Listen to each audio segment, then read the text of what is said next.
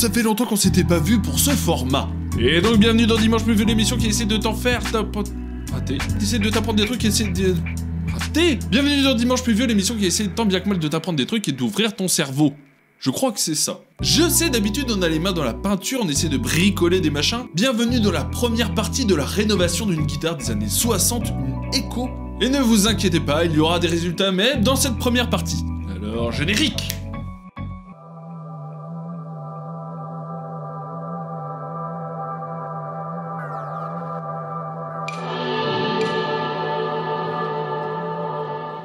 Je commence doucement, c'est une découverte pour moi. Je place une feuille de papier et racle les coins pour trouver la forme que je ferai plus tard. Et un micro de guitare, ça ne se place pas n'importe où, n'importe comment. Il y a toute une science derrière ça, moi je vais juste appliquer les bases, soit pour un micro simple ici, qu'il soit à 6 cm du chevalet. Il doit être incliné et je ne connais pas l'angle d'inclinaison. Donc c'est là où on n'oublie pas ses racines. On fait un peu n'importe quoi. Et j'en profite pour placer sur le pickguard, donc la plaque qui va couvrir toute l'électronique de la guitare, tous les emplacements, les boutons, les potards, le trou du micro, et ça sera déjà pas mal.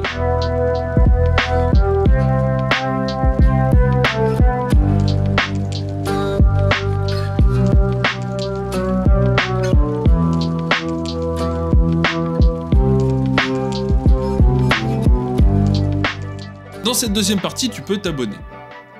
Mais nous allons aussi y placer le chevalet. C'est l'endroit où reposent les cordes, ça va donner une certaine justesse, des certaines notes à une guitare. C'est la partie qui demande quasiment le plus de précision, c'est ce qui fait qu'une guitare sonne juste. Vous aurez beau accorder votre guitare, s'il n'est pas correctement placé au centimètre de poil de cul près, les notes seront fausses. Et ça, c'est la catastrophe. Pas tout le temps énormément réparti. Pas se le cacher. Pour bien le placer, c'est assez simple, c'est juste qu'il faut être très précis. Il suffit de prendre la distance qui se situe entre le sillet et le milieu de la 12e frette. Cette mesure-là, vous allez le placer sur l'autre côté de la guitare en direction du corps. Le début de cette deuxième mesure reprendra donc sur le milieu de la 12e frette. Et là où ça s'arrête, c'est au milieu des pontées. Les pontées se trouvent évidemment sur le chevalet, c'est l'endroit pile où reposent les cordes. Il va falloir faire une moyenne de ces pontées-là, parce que de toute façon, on va pouvoir les bouger, on va pouvoir les régler au millimètre près, mais c'est très important de respecter cette règle. Moi, sur ce cas-là, j'ai une frette 0. Une frette 0, ça va remplacer le sillet, ce qui va améliorer la justesse de la note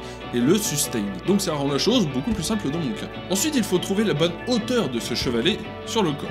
Je tends une corde et je simule sa mise en place pour voir s'il n'y aura pas trop de hauteur entre le manche et la corde. On appelle ça l'action. Plus elle est haute, plus c'est injouable, plus ta guitare c'est de la grosse merde. C'est toujours très résumé ici. Mais heureusement, ça se règle par le réglage du manche. Ce que nous, on va essayer de pas avoir à faire parce que je suis pas vraiment à l'aise avec ça. En fait, je dis que je suis pas à l'aise, mais c'est que je l'ai jamais fait de ma vie et je vais tout foirer. Hein. Comme je sais désormais l'endroit exact du chevalet, l'endroit où reposent les cordes, je peux le placer sur mon pickguard. Tout a désormais sa place, mais je ne monte rien, car je vais pouvoir me mettre à la partie la plus cool, imaginer sa guitare. Mon projet n'est pas du tout de la rénover dans son design original. Je n'en vois pas l'intérêt. Parce que, regardez à quoi elle ressemblait. Toute une couche de son revêtement a été arrachée, une tige de métal y a été plantée dans le corps, elle a été vidée de son électronique, mais son manche, lui, heureusement, semble droit et pas tordu, donc ce qui m'a motivé à faire ce projet. Sinon, je n'aurais pas donné autant de temps et d'énergie sur ça. Et je souhaite garder le manche dans son jus. Je le trouve vraiment très cool avec son vernis éclaté, sa peinture qui est partie. Je trouve qu'il a un flow assez ouf. Mais l'arrière de la guitare possède encore son revêtement, il est tout en acre, il est assez stylé. Mais quelqu'un l'a rayé avec un ciseau. Et cette personne doit avoir beaucoup de soucis dans sa vie. Bon courage. Et au final, je trouve ça plutôt cool de le garder, ça rappelle un peu son ancienne vie. Le devant va être le côté de la nouvelle vie, voilà. Et juste pour le design, je choisis de changer le chevalet et le cordier. Le cordier, c'est ce qui va tenir les cordes entre le mécanique et le corps de la guitare. Je vais choisir pour des modèles jazz qui normalement ne s'adaptent pas du tout sur une guitare électrique. Une guitare jazz, même si ça ressemble à une guitare électrique, ce n'en est pas une. Enfin, pas vraiment. C'est compliqué. Et je n'ai pas envie d'expliquer. Non, faut pas le dire. Mais je trouve que justement ce système de cordier et de chevalet jazz, ça a une gueule monstrueuse. Et du coup, je souhaite absolument l'intégrer sur cette guitare. Et vous découvrirez que ça n'a pas été simple. Mais c'est pour plus tard. J'aimerais aussi la peindre en gris anthracite, assez foncé, surtout mat, avec un petit dégradé noir si c'est possible. Je me fais un petit montage tout ça pour avoir une sorte de motivation, tu vois, un truc comme ça qui me tienne, qui fait allez, Ne passe pas toutes ces heures pour rien, tu auras ça plus tard. J'ai bien fait parce que... Enfin, vous verrez.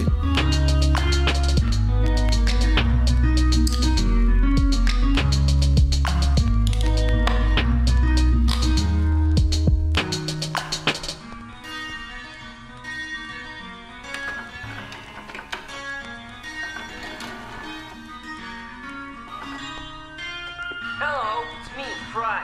I'm not here right now, so just leave. A message from myself, a vendor. Étape numéro 4, boucher tous les trous. La guitare, vous avez pu le voir sur les images, est dans un état pitoyable. Alors au boulot! Alors je commence par la nettoyer complètement vinaigre, je la lave de toute impureté, de toute la poussière. Ça fait... Putain, ça fait... Non, pas un merde, ça fait potentiellement 60 ans qu'elle était dans ce grenier. Elle a été sauvée par un de mes potes qui me l'a donnée pour qu'on puisse la rénover. Au final, c'est moi qui fais tout le boulot d'ailleurs. Parce qu'elle allait être utilisée comme bois de petit feu. Et vous avez pas vu le prix de la guitare quand elle est en bon état, hein. C'est complètement dingue. Je suis très déçu de l'avoir récupérée dans cet état-là. Mais c'est comme ça. C'est plus ce que je disais moi. Si, une fois bien sèche, je remplis toutes les aspérités à la pâte à bois grossièrement. Je m'en fiche des détails, tout ce que je veux c'est que ça soit blindé. Parce que de toute façon, on va devoir la poncer pendant des heures. Et ça, c'est pas la partie la plus cool. Un bon 6 heures. Ouais. Pas giga fun, on va pas se mentir.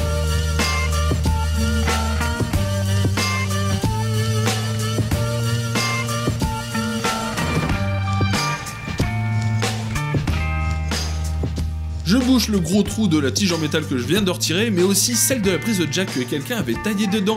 Et non, ce n'est pas celui d'origine. Alors je sais pas. Je comprends pas. Si le mec avait tout démonté, s'il a enlevé toute l'électronique, pourquoi il a retaillé après un truc? Je sais pas, il y a un truc qui m'échappe. Donc je blinde à balle le trou qui a été fait en espérant que mon rafistolage sera assez solide. Ça, c'est le temps qui nous le dira. De plus, je préfère que ma prise de jack soit sur le devant du corps de la guitare et non pas sur les côtés, parce que quand on joue assis, ça peut l'abîmer. Et je ne voulais pas en arriver là, mais j'ai dû me résoudre à dévisser le manche sur le corps de la guitare, tout simplement pour réussir à faire une bonne finition de ponçage. J'espère que ça ne me jouera pas des tours, on verra ça aussi. Vous avez compris que quand je dis des trucs comme ça, c'est... Il y a des couilles, des rebondissements épiques vont arriver dans cette vidéo. Et peut-être une fin tragique dans la deuxième partie. Bref, que de rebondissements continus. Parce que notre guitare maintenant, tenez-vous bien, elle est toute poncée et prête à recevoir son nouveau chevalet et cordier. Cinquième partie, installer le cordier et le chevalet. Je fais des marques sur le corps de la guitare pour connaître exactement l'endroit de mon cordier et je fais des petites rainures justement pour que la colle puisse bien pénétrer et accrocher correctement le cordier. On a beau être dans Dimanche pluvieux, nous ne pouvons pas prendre de la colle UU. Même si avoir ce tube de colle dans ta trousse, ça te donnait l'impression d'être un boss, rassurez-moi, je ne suis pas tout seul. Il faut évidemment choisir de la colle de luthier. J'en ai trouvé par chance sur Thomann, et c'est pas n'importe laquelle, c'est une référence en la matière. Je mets en place de la colle, je n'hésite pas à en mettre pas mal, quitte à essuyer après pour vraiment que tout le dessous du chevalet soit imprégné de colle. Je pose délicatement le chevalet, je vérifie une dernière fois que l'emplacement est le bon, qu'il est bien centré, exactement, tout ça, pas. C'est le moment fatidique de mettre le chevalet, je m'assure qu'il est parfaitement en place comme il doit être. Et je vous rappelle que nous sommes dans Dimanche pluvieux, donc non, je n'ai pas... Je sais même pas comment ça s'appelle, des pinces? Des pinces. Alors ça sera une bonne grosse pile de livres. On fait comme on peut. Après 24 heures de séchage, le résultat semble concluant. Non, franchement, c'est propre. Non, franchement, c'est pas mal. Non. Il est maintenant temps de fixer le cordier sur le corps de la guitare. Pour rappel, le cordier va tendre les cordes qui se situent attachées premièrement à la mécanique de la guitare, jusqu'à l'autre bout, le cordier. Le chevalet, lui, les cordes ne font que reposer dessus et qui va servir justement à ajuster les notes. Je dois tordre la base de son attache puisqu'il a été prévu pour se fixer sur un corps, en tout cas tout droit. C'est assez galère et grossier, mais je trouve que ça va bien dans l'esprit de la guitare. Et ça fait un petit lien avec Dimanche pluvieux tout. Fait un peu avec le cul. On fait des choses. Mais avec le cul. Mais on fait des choses. Une fois l'attache vissée dans le corps de la guitare, je dois tordre un petit peu les tiges pour que les cordes, elles, soient bien alignées. Pour ne pas que la base des cordes, en fait, penche d'un côté ou de l'autre. Tout doit être parfaitement droit si on veut avoir une guitare correcte. Parce que oui, c'est ce qu'on... Oui, mais je l'ai pas dit. On vise une guitare juste fonctionnelle.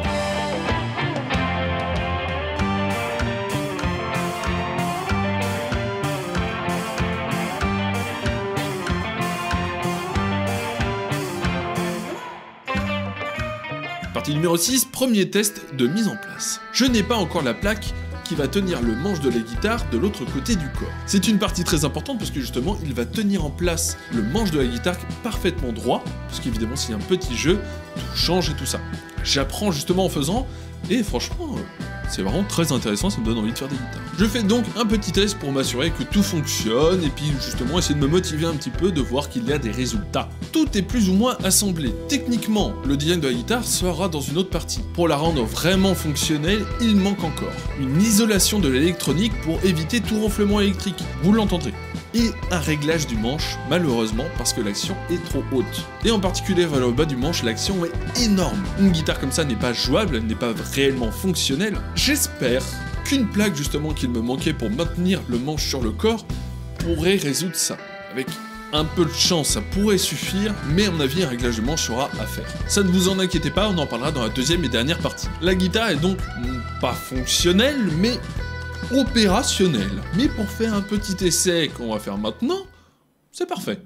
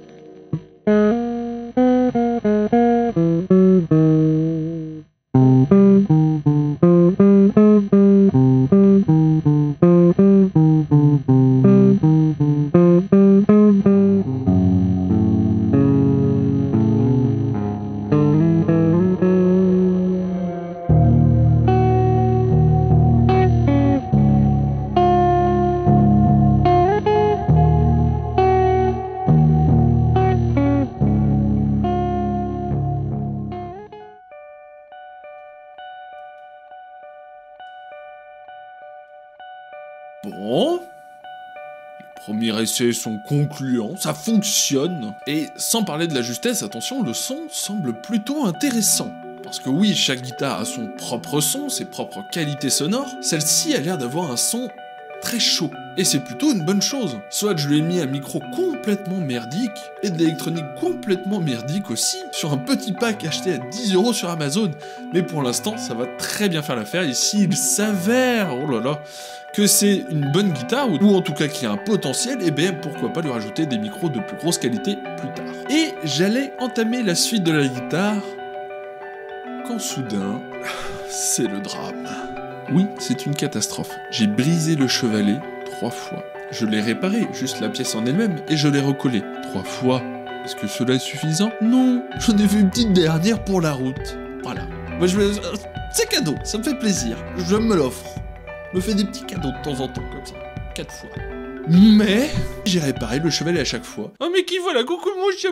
Je ne voulais pas en acheter un autre parce que je trouvais que ça n'allait pas avec l'esprit de la guitare. Je voulais que tout soit le moins cher possible, le plus récup possible. Eh bien je suis plutôt servi. J'espère ne pas avoir à regretter cette décision plus tard, mais la réparation a l'air plutôt très solide parce que c'est de la très bonne colle. Dans la prochaine et dernière partie de cette vidéo qui viendra quand elle viendra, c'est un processus long. Eh bien, nous allons terminer le design et justement faire toutes les petites modifications pour qu'elle sonne juste. Et j'ai trop hâte. Ce sera pas ma meilleure guitare probablement, mais j'ai trop hâte.